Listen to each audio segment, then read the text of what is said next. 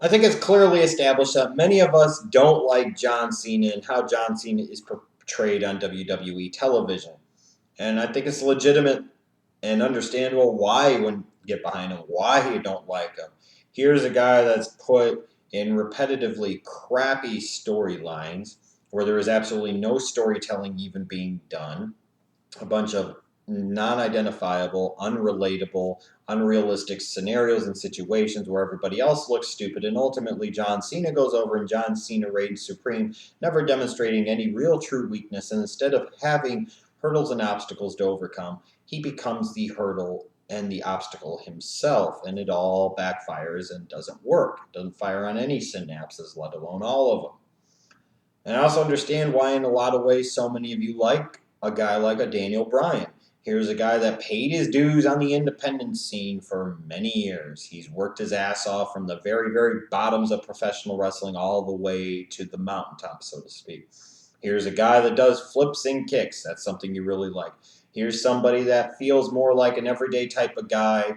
He's not somebody that makes you feel jealous about who you are in your real life. Here's also a guy in Daniel Bryan who has had an ability to really connect with the fans and really engage the fans. Here's a guy in Daniel Bryan that has the ability to tell a good story in what he does. There's many natural elements to him that provide for good storytelling, and then many other things that he does that also enables good storytelling. Here's a guy that instead of being a barrier, instead of being the hurdle, instead of being the obstacle, actually overcomes barriers and overcomes obstacles and has burdens to deal with and has conflicts and all of these different things. It makes a Daniel Bryan character much more relatable than a John Cena character on so many different levels.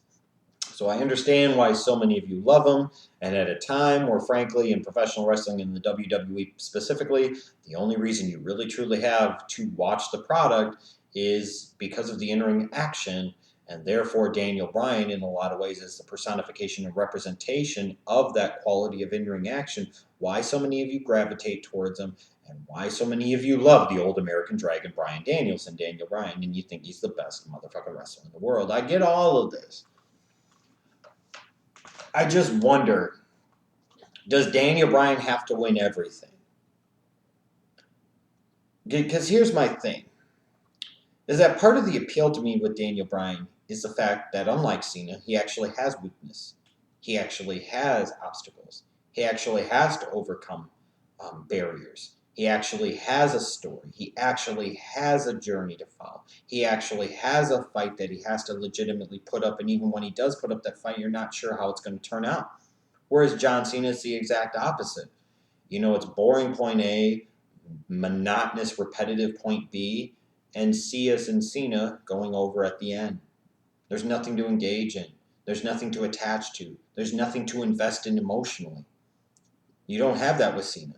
You have those things that you can invest in, that you can engage yourself in, you can relate to as a fan in with Daniel Bryan. But now I see, like with WrestleMania season last year, and everybody was so pissy pantsed about the fact that Daniel Bryan didn't even get into the 2014 Royal Rumble, let alone win it. It's Batista winning it, and we're going to cry, moan, and bitch. And to be fair, the momentum at the time, and frankly, where the story of the time was going, it probably should have been set up for Daniel Bryan to begin with. I don't disagree with that. I mean, you had this authority storyline going back to the summer, and you just went away from it like that. Yeah, I understand that.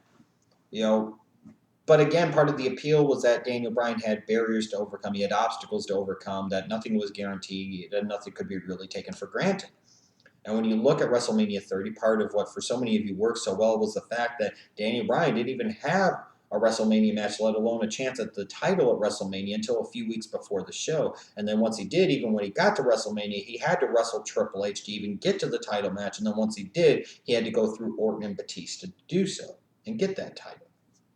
He had barriers, he had challenges, he had obstacles to overcome. But now I sit here in 2015 heading into the Royal Rumble, and it seems like it's a foregone conclusion that Daniel Bryan has to win. And I see this trend developing over the past year or two when it comes to Daniel Bryan, that it's almost like Daniel Bryan has to win everything every fucking time. And I'm really wondering, are we getting to that point in time in the wrestling fan culture, especially amongst the hardcore fans, where if our guy doesn't win 100% of the time, we're going to riot, moan, bitch, and piss about it.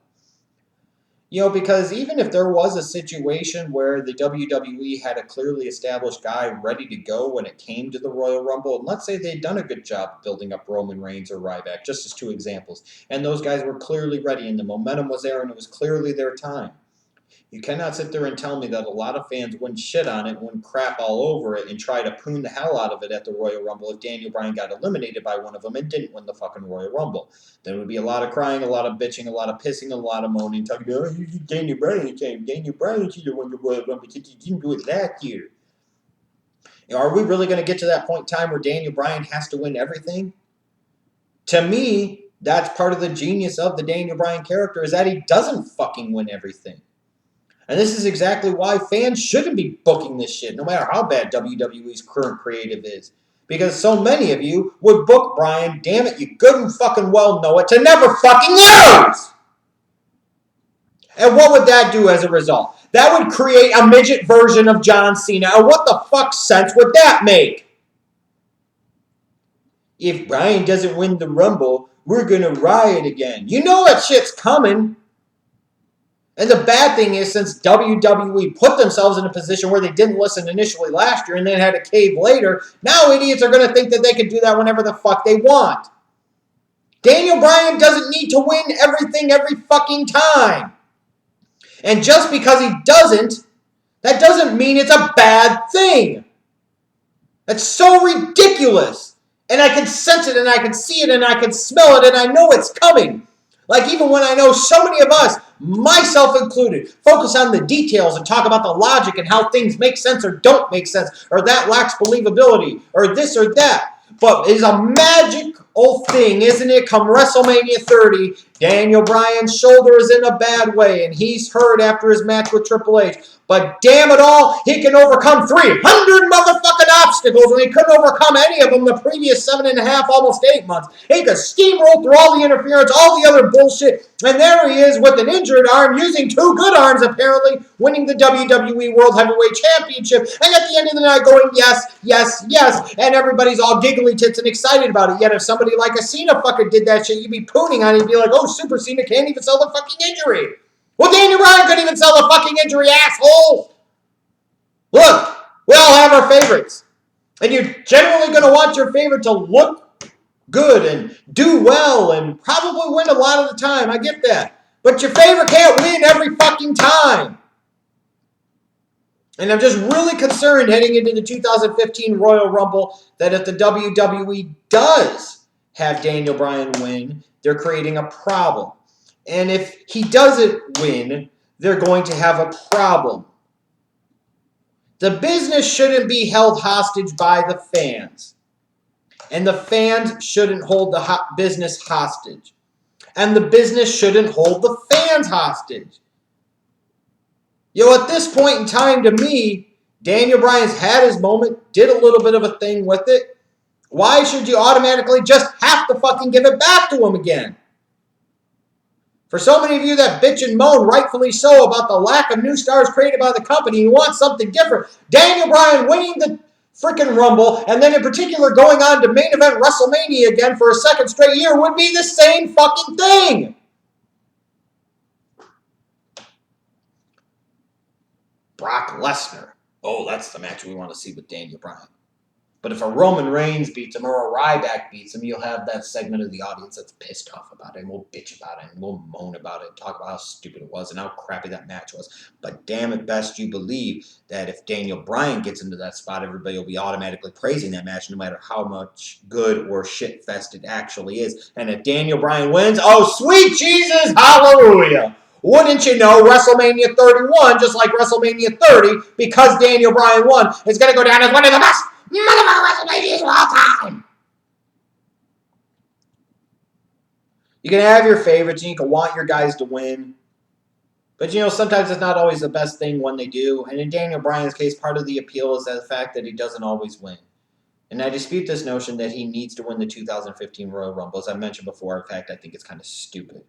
And part of the reason I think it's stupid is that I think it's going to start spoiling the fans to where they think that Daniel Bryan should always win every fucking thing, and I can already sense it coming. And if he does, you're going to start to lose some of the appeal that made Daniel Bryan who he was to begin with. And the problem also is now, is because the WWE audibled last year, they have created an environment that has nurtured the thought and the possibility that the fans could riot again and change things to where they could pitch a bitch and moan and piss until they got Daniel Bryan into that title match. And if we're getting to the point where the WWE tries to do something and then they have to back off because the fans always cry, piss, and moan and bitch about it, then we're never going to accomplish anything and things are never going to get any better.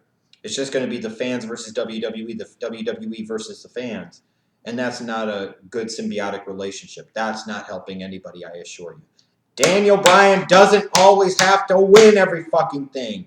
And I know a lot of you are going to take to the flaming keyboard fingers of fire and talk about this is a shitty video and I should have never have done it. And you don't believe that Daniel Bryan should have fucking lost. But yet if Daniel Bryan loses, you're going to get your panties in a bunch and all be pissed off about it, no matter whether it makes sense or not. If Daniel Bryan loses, it's fuck it. The world sucks. My life sucks. I'm going to smack the dog. I'm not even going to smack my meat because I'm so upset until I watch Wrestle Kingdom 9. Then I'll go right back to smacking my meat again. That's exactly what so many of you are going to do. Daniel Bryan doesn't have to win everything. And in fact, part of the appeal is that he doesn't win everything. Keep that in mind. Please don't sit there and pull the same crap he did last year. Is that asking too much? Probably is. Because ultimately, you guys are going to do whatever you want and be counterproductive, just like the WWE's counterproductive, and that's what makes you WWE fans, because you like being counterproductive your fucking selves, and that's what the WWE does. They like to be counterproductive. So why not match what you fucking see all the time? Because you think that's the way to go. Well, it's not! Daniel Bryan doesn't have to win all the time, damn it!